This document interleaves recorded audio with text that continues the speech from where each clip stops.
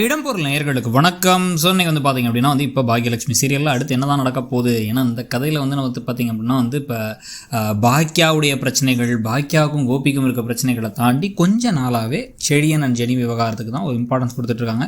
எப்படி வந்து கொஞ்சம் நாளைக்கு முன்னாடி இந்த கோஸ்ட் கனெக்ஷன் பிரச்சனையை வந்து ஒரு வழியாக எப்படியோ முடிச்சு விட்டாங்களோ அதே மாதிரி இதையும் முடிச்சு விட்ருவாங்க இதோட அப்படிங்கிற நம்பிக்கையோடு நம்மளும் பார்த்துக்கிட்டு இருக்கோம். ஏன்னா ஏதாச்சும் ஒரு பெரிய ட்விஸ்ட் அண்ட் டர்ன்லாம் வந்து வைக்காமல் செழியனையும் ஜெனியும் சேர்த்து வச்சுருங்க. ரெண்டு பேர் மனசு ரெண்டு பேர் தான் இருக்காங்கிறத காமிச்சிட்டிங்க, அப்புறம் என்ன அப்படிங்கிற மாதிரி நமக்கும் ஆயாச்சு. ஸோ அதன் விளைவு தான் இப்போ வந்து பார்த்திங்க அப்படின்னா வந்து இப்போ பாக்கியா இவங்க ரெண்டு பேர்த்தையும் வந்து தனித்தனியாக வர வச்சு ஒரு வீட்டுக்குள்ளே போய் ஒரு ரூமுக்குள்ளே அடைச்சி வெளில வந்து உட்காந்துருக்காங்க. மரியம் பாக்கியா எல்லோரும் சேர்ந்து உட்காந்து எப்படியோ பேசி தீர்த்துங்க, அடிச்சுங்க, உருளுங்க, என்னமோ பண்ணுங்கள். உங்களை ரெண்டு பேர்த்துக்கும் இப்போ மனசில் இருக்க வேண்டிய முக்கியமான விஷயம் என்ன அப்படின்னா வந்து ஜெனியுடைய அப்பா ஜெனிக்கு மாப்பிள்ளை பார்த்துக்கிட்டு இருக்காரு.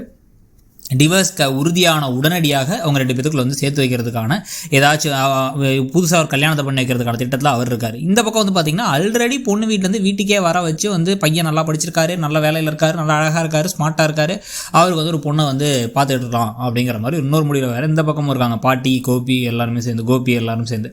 ஸோ இந்த விஷயத்தை மனத்தில் வச்சுக்கிட்டு அவங்க பேச ஆரம்பிச்சு, அவ்வளோதான் நீ பண்ண தப்பு, ஆனால் நீ எனக்கு முன்னாடி கல்யாணம் பண்ணிக்கலாம்னு நினச்சிட்டேன். அதுவும் வந்து வேறு ஏதாவது ஒரு பொண்ணை என்ன ஏமாற்றிட்டு மாலினி கூட சுற்றிட்டு திருப்பி இப்போ வேறு ஏதோ ஒரு பொண்ணை கல்யாணம் பண்ணிக்க போறியான்னு இவங்க கேட்க, ஐயோமா அப்படிலாம் இல்லைம்மா அப்படிங்கிற மாதிரி இவர் வந்து கெஞ்சி கடைசியில் வந்து என் மனசில் என் வாழ்க்கையில் ஒன்றை தவிர யாருக்கும் இடம் இல்லை, நான் வந்து சண்டை போட்டு அந்த கல்யாணத்தை அந்த இதெல்லாம் வந்து நிறுத்தியாச்சு, அது அம்மா சொல்லலையா, இது வரைக்கும் பார்க்குறாங்கங்கிறத சொன்னவங்க இந்த நிறுத்தின விஷயத்த சொல்லலையா அப்படின்னு சொல்ல, என்ன இருந்தால் நீ அடுத்து இப்போ திருப்பி வீட்டுக்கு போனால் வேற ஒரு பொண்ணு பார்ப்பாங்க, நீ கட்டிப்பா அப்படி தானே, போடா போ அப்படியே போயிடு, என்னை விட்டு போயிடுங்கிற மாதிரி இவங்க ரெண்டு பேரும் மாற்றி பேசினதுக்கு பிறகு அந்த காதல், அந்த மோதல், அந்த ஊடல், அந்த பொசசிவ்னஸ் எல்லாம் தாண்டி இவங்க ரெண்டு பேர்த்து கடையில் கடைசியாக வந்து நீ இல்லாமல் நான் இருக்க முடியாது, நான் இல்லாமல் இருக்க முடியாது, என்னை விட்டு போயிடாத, நான் பண்ணது பெரிய தப்பு தான், ஆனால் ஃபுல்லாக ஒரு ஏமாத்துக்காரி. அந்த மாலினி சொன்னதில் எல்லா விஷயத்துலேயும் வந்து ஏகப்பட்ட பொய் இருக்குது.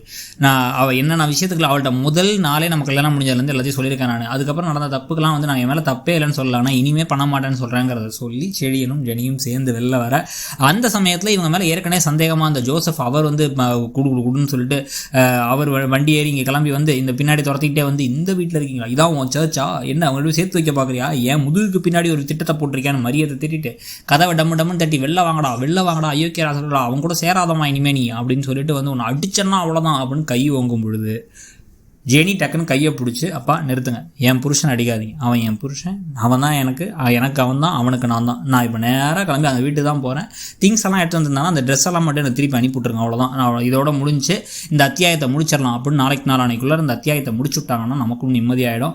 அதுக்கு பிறகு வந்து கோபியுடைய கதை, பாக்கியாவோட கதைன்னு மற்ற கதைகளுக்கு போக ஆரம்பிக்கலாம். ஸோ அதை பற்றி நீங்கள் என்ன நினைக்கிறீங்க, என்ன நடக்கும்னு உங்களுக்கு தோணுதுங்கிறத சொல்லுங்கள். ஜெனி செடியன் சேர்ந்தால் சந்தோஷமாகிறதையும் சொல்லுங்கள். தேங்க்யூ.